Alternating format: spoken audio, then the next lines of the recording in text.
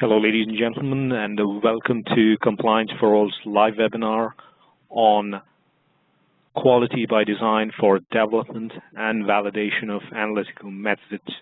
My name is Michael, and I'll be your host for today's session.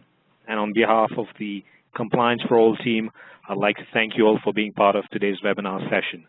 Today's webinar is being presented by Dr. Ludwig Huber. A few words about Dr. Huber before we start off today's session. Dr. Huber holds a PhD and also is the Director of Lab Compliance and also the Chief Advisor for Global FDA Compliance at Agile Technologies. And he's also the editor of Lab Compliance, the global online resource for validation and compliance issues for laboratories.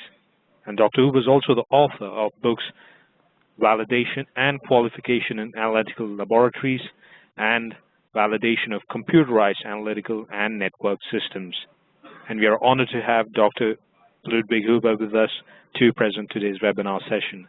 Ladies and gentlemen, before we start off today's webinar, I'd like to quickly outline today's program.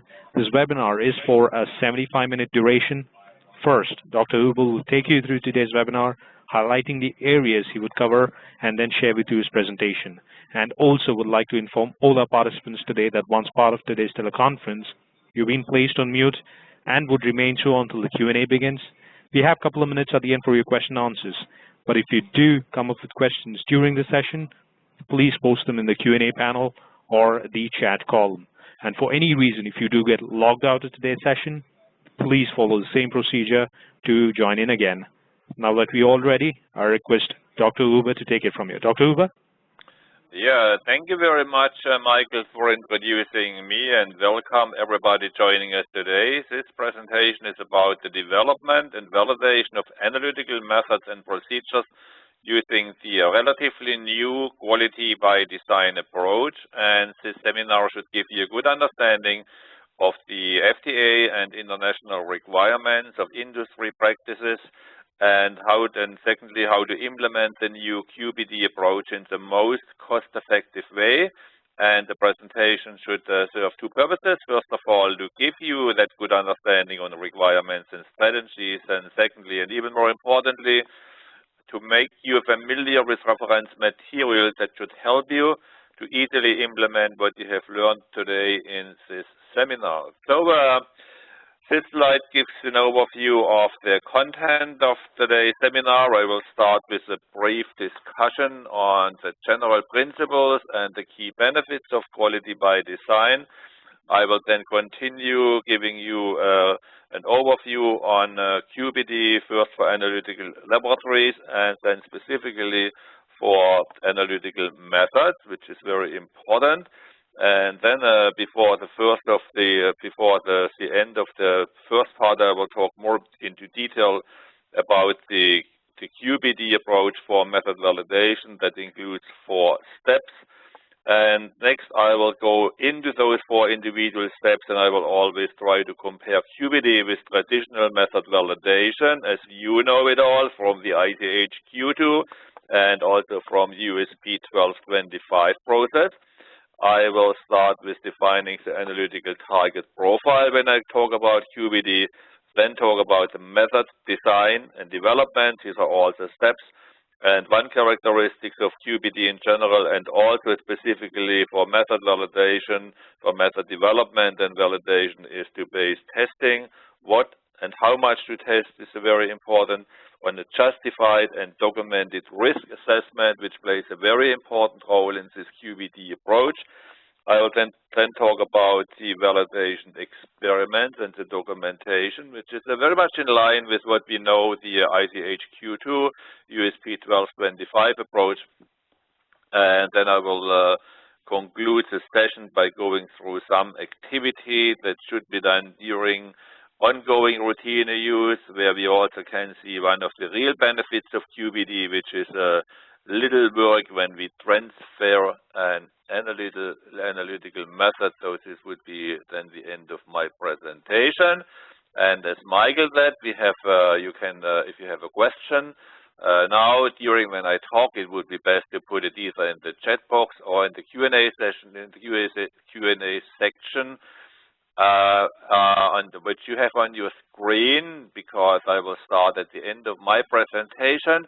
I will start answering those questions first, and then later on we also will open up the phone line for audio questions. And if you have any question after the seminar is finished, this is not the end of the world. You still can send an email to Compliance4All, and they will forward it to me.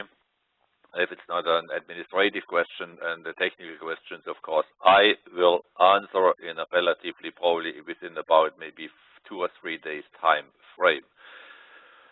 So what this shows here, this slide shows a collection of reference material which is listed on a dedicated seminar website. The website address is shown here at the bottom of the slide here. And I have a couple of material here. I mean, I have, for example, a primer, 67-page long, which just gives a good overview on validation of analytical methods in general. And then most appropriate to today's topic is the second one, the SOP, Standard Operating Procedure on Development and Validation of Analytical Methods through Quality by Design. Transfer is also very much related to the topic, because one benefit of QbD is an easier method transfer. I also have a checklist and transfer analytical methods, and also the master plan. This is again related to the topic of today, only development and validation of analytical methods through Quality by Design. And there are good literature from USP, a link to a stimuli article which is related to today's topic, and also to a couple of presentations from the FDA. So you see you got a lot of additional benefits, not only listening to me, not only viewing to the slides, but also get some good documents where you can start implementing the QbD approach together with your colleagues. Method validation is required by all FDA and equivalent international regulations.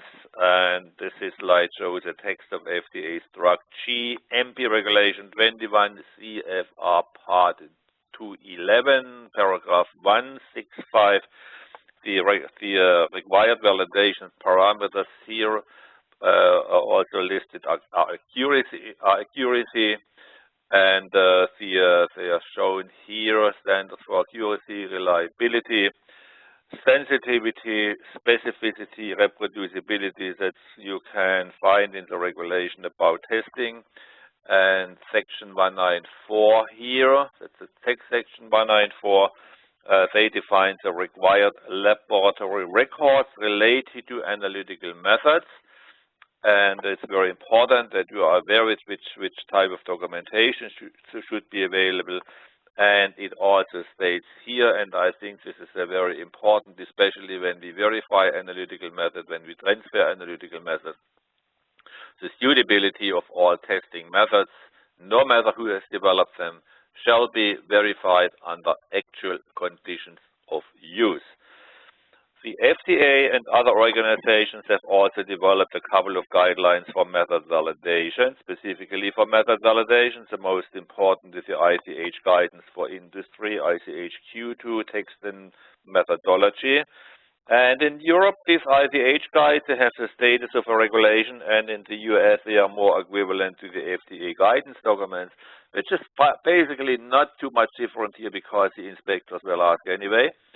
The most important FDA guidance here is called the validation of analytical procedures and methods. And actually, at the moment, there are two. One is still a draft available from the year 2000 that has been developed and never finalized since then. And now, earlier this year, I think it was in February or March, the FDA came out with another, with the same title, Analytical Procedures and Methods Validation, again as a draft. And this one is quite interesting, because this guidance document has a lot of terminology, a lot of specific recommendations, a lot of specific requirements which are related to today's topic, to quality by design. They are not requiring, there is nothing which says, okay, from now on the development and validation has to follow QbD, but they refer to quite a lot of the terms, and like risk assessment, like ruggedness testing, and quality by design. I mean,